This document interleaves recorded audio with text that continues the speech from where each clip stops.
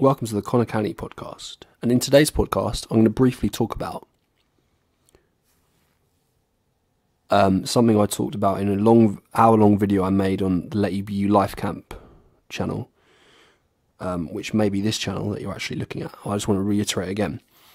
Alright, some unconventional wisdom about matriarchal societies that Indigenous people live in, and how I think it can help us. Now, I think it can help us. Basically, what matriarchal society is it was a society that was based on the balance of the whole society, of everyone within it.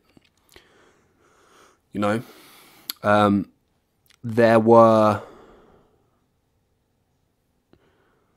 people. When I say Indigenous people, notably these people were from, you know, they were Aboriginal people from Australia, Maoris from New Zealand, and Indigenous people of North and South and Middle America. You know, what people call Native Americans. Some of them actually do prefer to be called American Indians. But no, that's not politically correct, but there's the American Indian Society, and they do prefer to be called American Indians. Now, they had a lot of respect for their women, right? They lived in a matriarchal society. We live in a patriarchal society, which was created which was created so that greedy men could go around the world and take over things.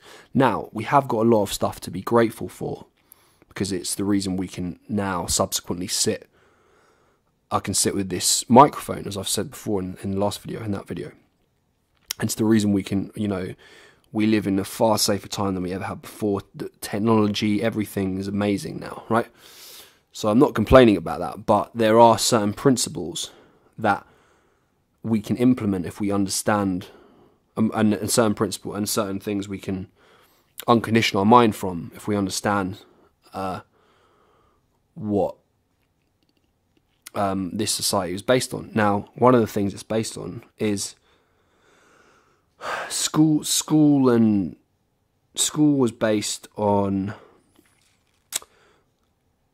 indoctrinating people into going into the army or, you know, the military, and to work in factories, right? And because of that, it kind of didn't allow for people to pursue what they want to pursue. Now, of course, nowadays, like, people, you know, we've had like things we've had inventors and mavericks and artists and people that have done what they want over the years and have pursued what they want to pursue. And, you know, we had the revolution in the 60s, and we had, you know, where people started to get more in touch with their feminine side, and people started to explore things, be it through marijuana, be it through psychedelic drugs, be it through sex, be it through music, forms of expression of film and art, right? Started to question the status quo. And obviously people do what they want, and today we've got thousands of opportunities, no better time to be an entrepreneur, do whatever the fuck you want to do, right? So, and I'm not disrespecting teachers. I have a lot of friends that are teachers. I'm not disrespecting school. Right, there's a lot of great things that teachers do. It's an admirable profession, working with children, right? That's fine. But I just thought I'd bring it to the forefront of people's consciousness that we are really conditioned to kind of neglect that part of us, the feminine, the left side of the brain. I say in my piece, Feel and Then Strategize, which is going to be released as a song at some point, and also is in my book, the Let You Be You Life Camp Handbook, which I'm currently rewriting, will be available soon. I say, there's a line I say,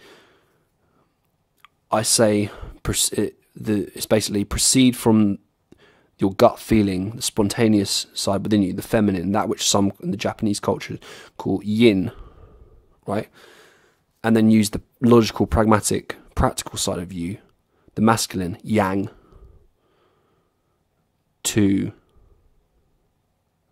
figure out how to manifest that feeling that you would like to happen. You know, how you'd like to feel in your life into how to manifest it into reality. Now, society will tell you the opposite, but remember, this society is fucking insane and systematically suppresses the right side of our brain. And I say that because literally our brain has, from a young age, our emotions have been suppressed, and we've been oppressed to a degree by having to regurgitate information at school and write down things and copy that thing without any real consideration of what we would like to feel in our life and what kind of life we would like to create for ourselves. So what the matriarchy society was about raising like strong individuals into adults, and